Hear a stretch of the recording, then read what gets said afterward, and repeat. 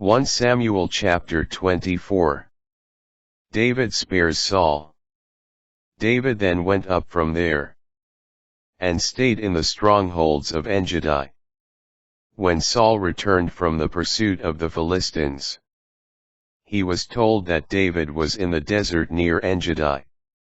So Saul took 3,000 of the best men from all Israel and went in search of David and his men in the direction of the wild goat crags. When he came to the sheepfolds along the way, he found a cave, which he entered to relieve himself. David and his men were occupying the inmost recesses of the cave. David's servants said to him, "This is the day about which the Lord said to you, I will deliver your enemy into your hand. Do with him as you see fit." So David moved up and stealthily cut off an end of Saul's robe. Afterward, however, David regretted that he had cut off an end of Saul's robe. He said to his men, "The Lord forbid that I should do such a thing to my master, the Lord's anointed, to lay a hand on him. For he is the Lord's anointed."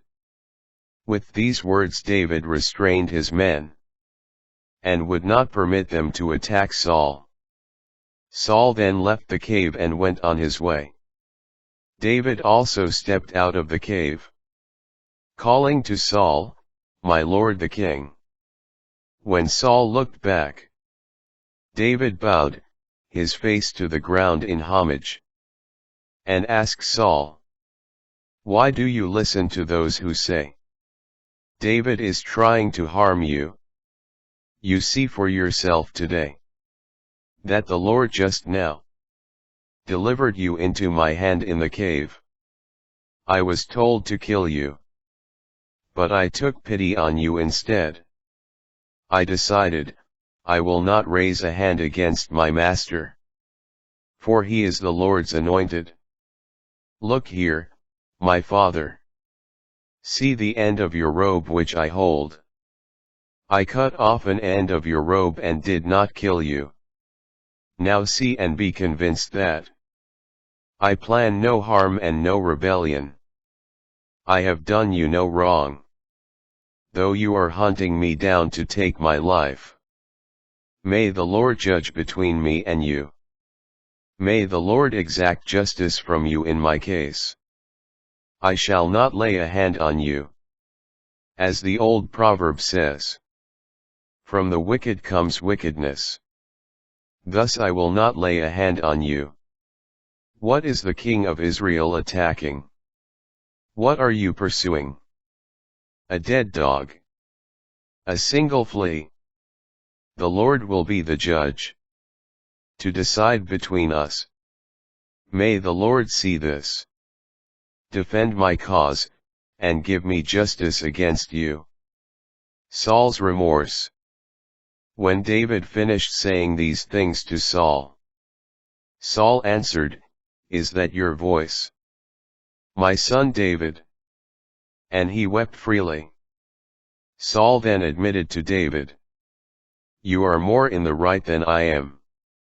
You have treated me graciously, while I have treated you badly. You have declared this day how you treated me graciously. The Lord delivered me into your hand, and you did not kill me. For if someone comes upon an enemy, do they send them graciously on their way? So may the Lord reward you graciously for what you have done this day. And now, since I know that you will certainly become king, and that the kingship over Israel shall come into your possession, swear to me by the Lord, that you will not cut off my descendants, and that you will not blot out my name from my father's house."